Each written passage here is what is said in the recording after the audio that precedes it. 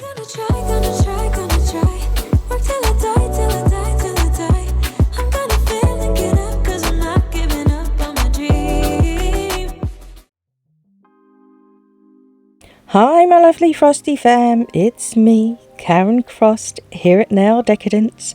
In this video we are going to be doing a 3D French, but this time instead of all acrylic, I'm actually going to do it with these Madame Glam gel polishes for a change. So I'm using the three that obviously I did my nails with, and I'm also going to be using a white. This is the French white from CC Nails Ireland. It's a good bright white.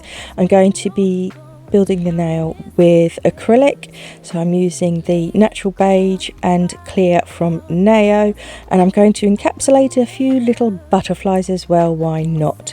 These are the brushes that I'll be using. So I've got the fine liner 7mm, the oval Kolinsky size 12 brushes, and then I've got a striper brush that's just a random brush that I have. So that's what I'm going to be using. I thought I'd give the gel polishes a try because I've only ever done the 3D French in acrylic, just all acrylic before, so I wanted to give it a go with the gel polishes because I really like these gel polishes and I wanted to play with them some more. So first thing I'm going to do is do the reverse French. So I'm going to build that smile line as neat as I can with my brush. So I'm using the beige colour, obviously, the cover pink, to build that. So I want to make sure I get that ball nice and high and neat, and then obviously once it's set up I can file it in to make sure it is really crisp and sharp. So I'll just continue adding beads. So I've added another bead behind that, tap that into the cuticle area, get that nice and neat, and then blend in the front of the bead like so, and just try and keep it as neat and tidy as I can, although at the end result does end up, well, not the end result, after I've added everything it does look a bit messy until I file it all in, but you know, try and keep it tidy whilst you're doing this part, that is. Made a bit of a mess with that bead, so you see that I use the very tip of my brush to swipe away from the skin, you know, to move the acrylic off the skin. I'm not slavering the brush all over the skin, I'm just using the very tip of the brush to edge the acrylic away from the skin. You don't want to be using your brush all over the finger and getting monomer everywhere, because you want to avoid contact with the skin as much as possible. So to minimize that, only use the very tip of your brush to nudge that acrylic away from the skin, because if it's touching the skin it's going to cause lifting and it's a bit of a bugger to file as well. So yeah, try and avoid that. And then I will cap that now because I like to cap. So you can build the nail bed with just the cover pink because it is a strength core powder. However, I like to cap everything, so that's why I added my strength there with the clear to build my apex. So I've waited for that to set up and harden enough so that I can file that smile line in, and I'm using a metal board file. I'm trying to use the metal board file. I've had them for a while. I'm not entirely convinced that I like them yet, but I thought I'd use it on this set and see how I got on with it, because I want these lines to be nice and sharp. So I thought I'd give the metal file board a try, and then as you can see I've switched to a normal file because yeah, I'm not entirely convinced about the metal files yet. So I will remove all of the dust and then I will use the French white. Now the reason why I'm using the white is because I want a sort of white outline before you see the colour. So against each wall you'll see a very thin white line, and then you'll see the colour of the, you know, the neon gel polish. That's what I wanted to do. Obviously if you don't want that thin white line there, then don't add the white of course, just stick with your colour. But I actually wanted that white line to be visible and show up in the design. Like I said, if you don't want a white line there, or even you could use any colour you like, of course, but if you don't want that, then don't use that. Just go in with the colours that you want to use. And then I will use the neon colours. So first of all, I'm going to add the neon blue, so I've got to get that all up the wall as well. If you do not put the colour up the wall, you won't get the 3D effect as well. It won't show up as good as it will do if you are not putting it up the wall, if that makes sense, because you need that drop off, because what gives it that 3D shadowing is that it's along the wall but then it drops off into nothing, so that's what gives it that depth, and that's why you put the colour up the wall. And this is the first time I've tried it with gel polish, because when this trend first started, everyone did it with gel polish, and I, being, you know, me, I'm always a bit weird and a bit different. I actually did it with all acrylic, and my first few attempts came out really good, actually. But yeah, I thought I'd give the regular way a go. Why not? And this is what I did. So obviously I will fully cure the gel polish, and then I forgot to put my little butterfly on, so I quickly used my brush to remove that clear acrylic that I had was capping with. Quickly got that off, and then added my little butterfly, and now I'm going to cap. It's just typical me, getting overexcited and just forgetting the steps because I'm just rushing to the next part, because all I want is for it to be done, and for me to see what it looks like. I'm so impatient. I really don't. I'm not known for my patience. I have zero patience. Anyway, so yeah, cap that. I do end up making this nail really fat. That's my own fault for capping the sides too thickly. So try not to bulk out the sides like I did with too much capping. It's just that I really wanted to make sure that I was getting up those wings so that I would have a clear separation between each colour. So yeah, you don't actually need quite as much on the sides as I had applied, for sure. I'm just making sure that wall is built up enough so that I've got a good amount to file into. So that is set up. I can't remember what I was showing you there, but I was showing you something. I can't remember. So I was just tapping with the file there I don't remember what I was doing there. Yeah, I was tapping the nail with my file to see if I got that clicking sound, which tells you that the acrylic is set up. So if you get a dull thud, you know that it's not set up enough. You have to have a really hollow tapping sound, and that's how you know it's set up. But I can't remember what I was showing you on the sides. I've no idea what I was trying to show you. Maybe I was showing you that I bulked it out too much. I can't remember. Absolutely can't remember. I did this a while ago. You know what I'm like, Dory. I barely remember what I did yesterday. Anyway, so file that in and remove all the dust, and then I can go in with that white gel polish again, because like I said, I wanted that a thin white line before each colour started. If you don't want that, then just use the colour that you are using to do the entire layer band of colour, that is. So I've got a band of blue, then I'm doing a band of pink, and then a band of orange. But yeah, so I'm bringing that white all up the wall and down onto the nail. I mean, white does help neons to pop. If you don't want it to show, then if you just put it on the nail itself, you won't see the white. If you want it to show, that's when you put it up the wall. So just bear that in mind.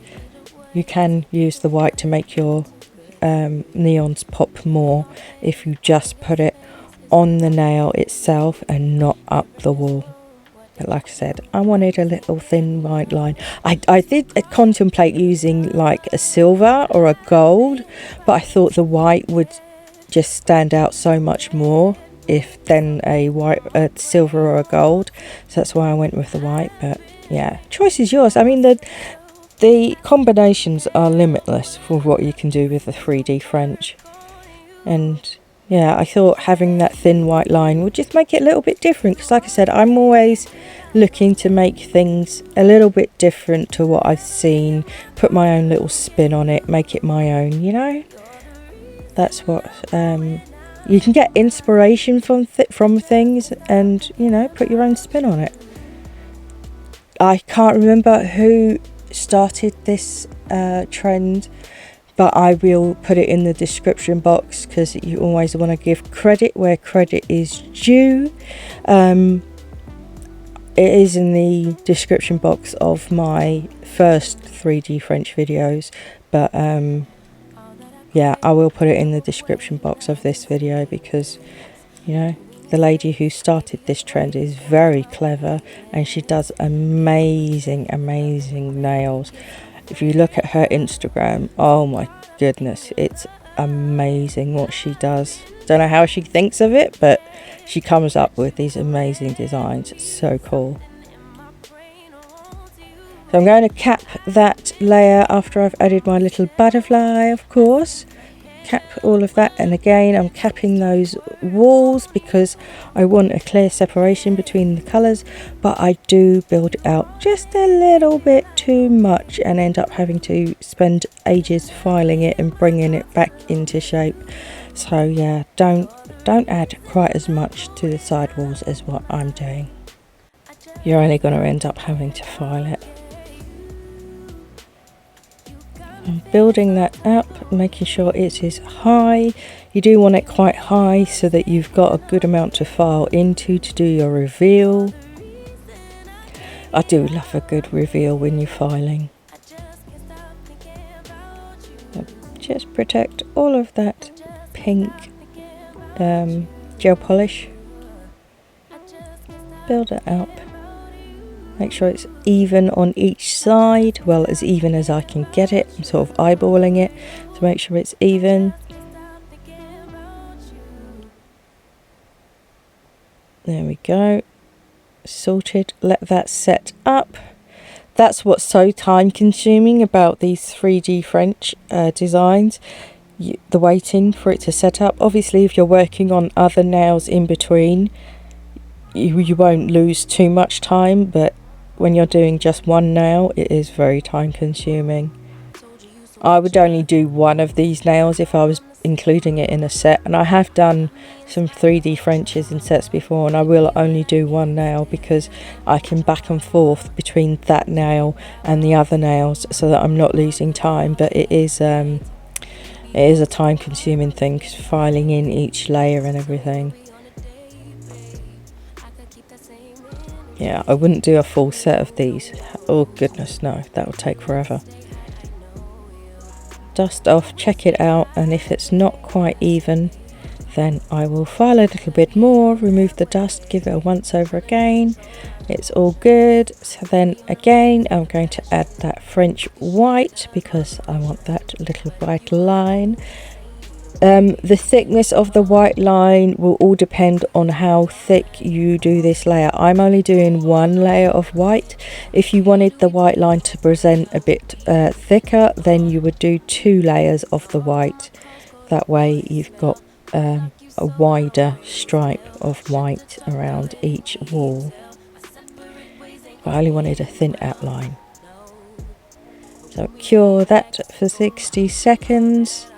There's no harm in double curing something like that because it's so opaque. So if you're concerned about it not curing fully, then you can always double cure a white or a black. You know, anything that is really, really opaque that you think the light might struggle penetrating. So I'm going to add the orange now. All up that wall again, of course, because that's how you get the drop off. Make sure it is all covered, nice even, coverage of colour, cure that for 60 seconds. And now I'm going to cap, oh no, I've got to add my little butterfly again, of course. And then I'm going to cap that. I'm not removing the tacky layer. Your brush will brush off a lot of that tacky layer because of the monomer and stuff, but also any tacky layer that is left over when you do your final top coat cure, any uncured products would cure at that point. You only get a tacky layer where there is air touching the product. That's when you get a tacky layer. So when you're encapsulating it, you are stopping the air from touching it, so therefore when you cure it there will be no tacky layer left inside, if that makes sense. So that's why I don't bother removing the tacky layer, but you are most welcome to remove that tacky layer if you so wish. It's just a step that I don't see the point in doing, so I don't. Putting that acrylic all up the wings and putting a bit too much again as usual, but like I said, don't bulk it out the way I did. Don't need quite as much on the sides as I put, but yeah, I just wanted to make sure I had deep smile lines. So let that set up, and now it's time to file for my Frosty filing freaks. Oh yes, reveal time, the part you've all been waiting for. So I'm going to use my e-file because that's a lot easier and quicker and less stress on my arms and hands and fingers. So yeah, e-file away that excess acrylic and reveal those crisp smile lines, and here you can see the white lines start to appear. Isn't that cool?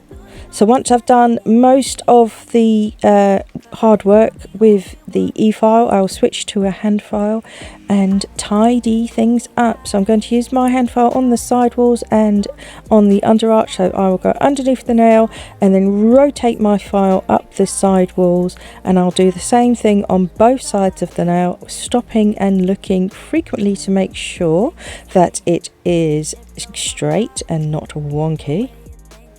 Then I've switched back to my e-file with a different bit, and I'm going to neaten up that cuticle area, making sure it is flush to the nail. I really should have done that before I put the e-file down. I should have switched bits and did that before I did the sidewalls, but hey ho. Yeah, got distracted as usual, and yeah, didn't do the cuticle bit straight away, but it doesn't matter really. It's just I like to do things once I put something down. I don't like having to go back to it, but you know, like I said, doesn't really matter what order you do it in. So whilst I've still got my e-file out, I figured, you know what, I might as well switch to a finer bit and just help refine the nail. That way I've got less filing to do with the hand file.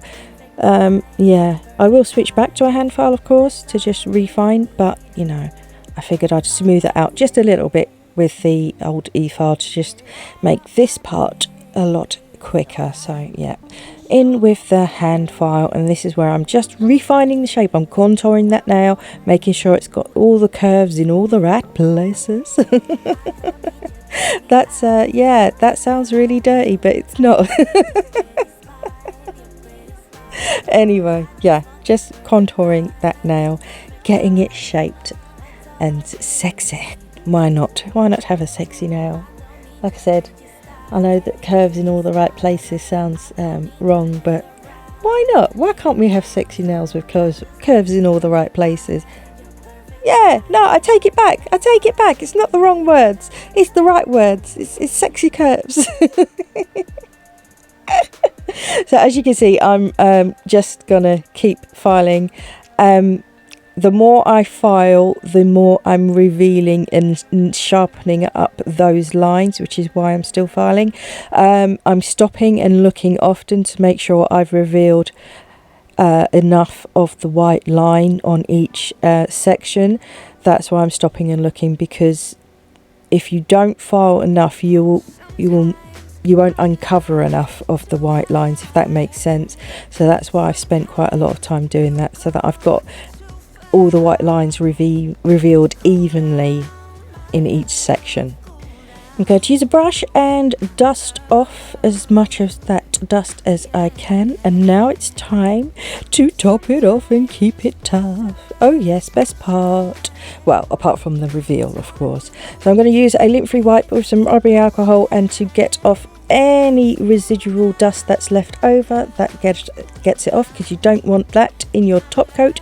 It will make it bitty and just not look smooth. So always remove the dust thoroughly, and then you can top coat, and look at that, here we are. So I'm going to cure that for 60 seconds, of course. And here is the finished design. So as you can see, you've got that depth perception, really cool. Anyway, we are at the end of the video. There are some photos at the very end also, but that is all I have. So if you've not already done so, please click that subscribe button, join the Frosty Fam. I would love to have you. If you have enjoyed this video or have learned anything in any way, shape or form, please click that like button for me. I'd appreciate it ever so much. And if you feel up to it, you are more than welcome to leave me a comment. I am happy to talk to you. So that is all I have for this time, my lovely peeps. So take care, and I'll speak to you all again very, very soon. Bye for now.